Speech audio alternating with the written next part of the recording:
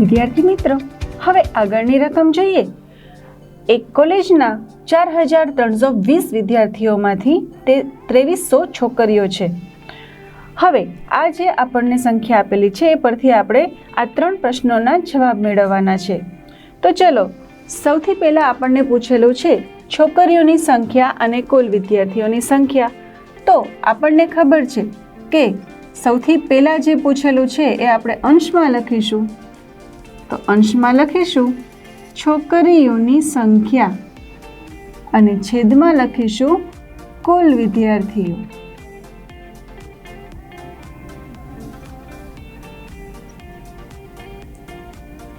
હવે છોકરીઓની સંખ્યા છે 2300 એટલે કે 2300 અને કુલ વિદ્યાર્થી છે 4320. હવે આપણે આ જે મોટી સંખ્યા છે એમાં ઉપર નીચે 00 ને ઉડાડી શકીએ અને ત્યારબાદ આપણે બંને સંખ્યાનો ગુરુત્તમ સામાન્ય અવયવ શોધી અને જોઈ શકીએ કે આમાં સામાન્ય અવયવ કયો મળે છે. તો સૌથી પહેલાં આપણે 0 ને ઉડાડી દઈએ. હવે 230 જે છે એ 115 ગુણ્યા 2 થી થાય છે અને 432 જે છે એ 216 થી થાય છે. તો આ બંનેને 2 વડે ભાગાકાર કરતાં મને મળે છે 115 ગુણ્યા 2 અને 216 ગુણ્યા 2. હવે હું 2 ને પણ છેદ તરીકે ઉડાડી દઈશ.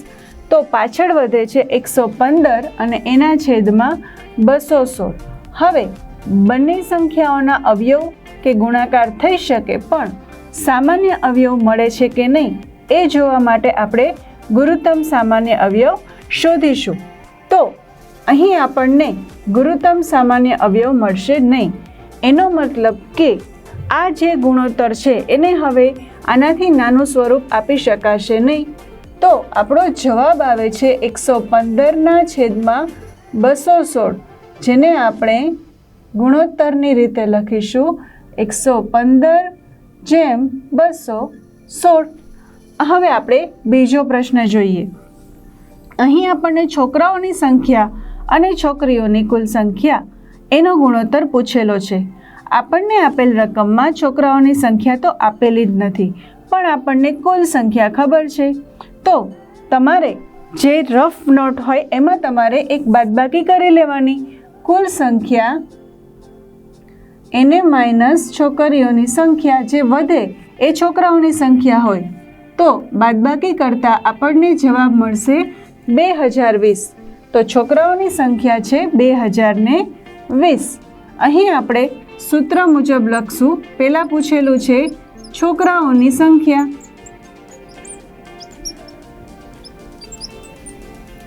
એના છેદમાં છોકરીઓની સંખ્યા.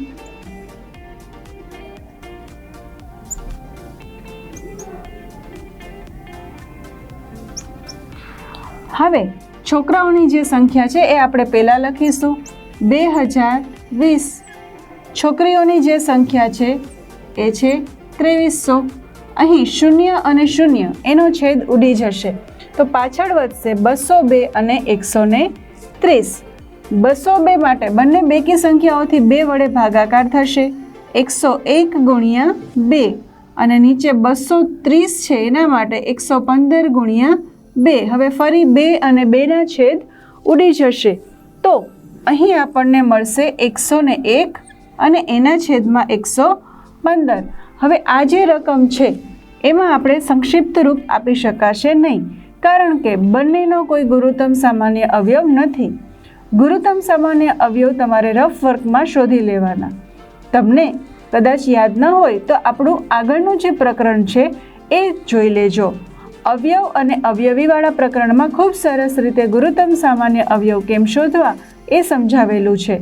તો આ પરથી આપણને ખ્યાલ આવશે કે આનો કોઈ ગુરુત્તમ સામાન્ય અવયવ નથી. તો આપણે એને ગુણોત્તરની રીતે લખીશું 101/115. તો આ છે આપણો બીજો જવાબ. આના પરથી આપણને ખ્યાલ આવે કે 115 છોકરીએ 101 છોકરાઓ છે. હવે ત્રીજો પ્રશ્ન વાંચીએ. છોકરાઓની સંખ્યા અને કુલ વિદ્યાર્થીઓની સંખ્યા. તો સૌથી પહેલા આપણે લખીશું સૂત્ર. અંશમાં લખીશું છોકરાઓની સંખ્યા, છેદમાં લખીશું કુલ વિદ્યાર્થીઓ.